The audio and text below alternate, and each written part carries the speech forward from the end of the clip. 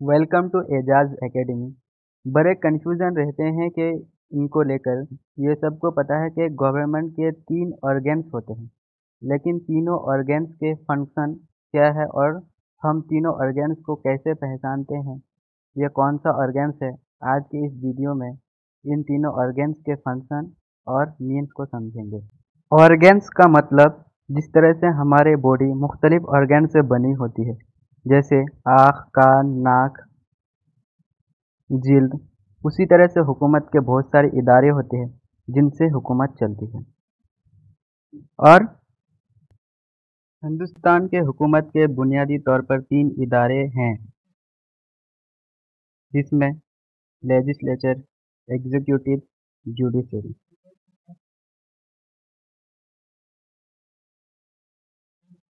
Distribution of power, organs of government.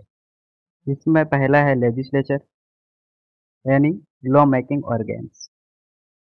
ये जो है मुल्क के लिए कवानीन बनाती है, नहीं लॉ बनाती है, पॉलिसीज पर बहस व मुबाहिसा करती है, मुल्क की बहस और मालियात पर कंट्रोल रखती है। इसको समझने के लिए पहले एमपी, एमएलए,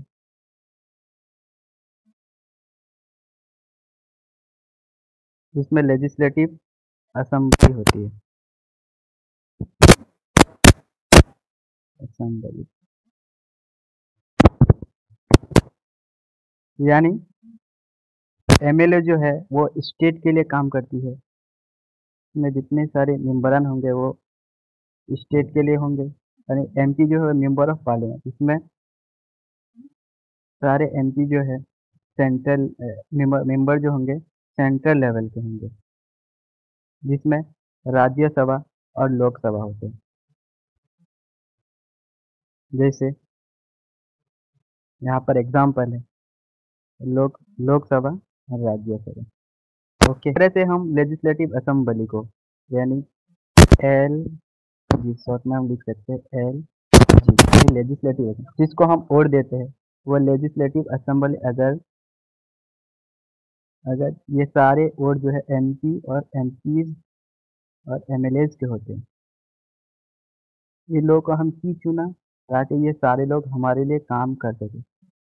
उसके उन लोगों को कुछ कानून और पॉलिसी बनानी पड़ी, तो ये लॉ बनाते हैं और ये डिसीजन इन सब की मर्जी चलती है, जिससे लॉ बनाई जाती है। इसी को हम जो है आमतौर पर लेजिस्लेचर कहते हैं। यानी ये कंट्रोल और फाइनेंस ऑफ द स्टेट पर भी कंट्रोल करता है। ठीक है।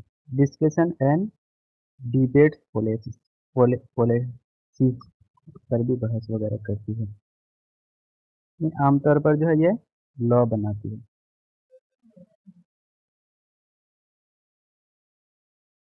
अब सवाल ये होता है कि लेजिस्लेचर को तो हम लोग समझ लें। अब सवाल ये होता है कि अगर ये लेजिस्लेटिव है तो एग्जीक्यूटिव कौन है। मसलन जैसे घर में कोई डिसीजन ले लेते हैं, सब मिलकर डिसीजन लेते हैं, जिसे हम मेंबर ऑफ हाउस कहते हैं। लेकिन इस घर के सारे काम जो है उसको फैमिली के अरकान को बांट दिए जाते हैं। जैसे मसलन फादर को घर का हेड के तौर पर जिम्मेदारी है, मम्मी को बर्तन धोने के लिए, वगैरह वगैरह काम। यानी सबको जो है जिम्मेदारी दिए जाते हैं, या जो जिम्मेदारी देते हैं उसी जिम्मेदारी को एग्जीक्यूटिव कहते हैं। ये सारी जिम्मेदारी इन सबको नहीं देते, बल्कि कुछ ही लोगों को देते हैं, जिनको उस कानून की जिम्मेदारी दी जाती है। उसे ही जो है एग्जीक्यूटिव कहते हैं, यानी एग्जीक्यूटिव कहते हैं।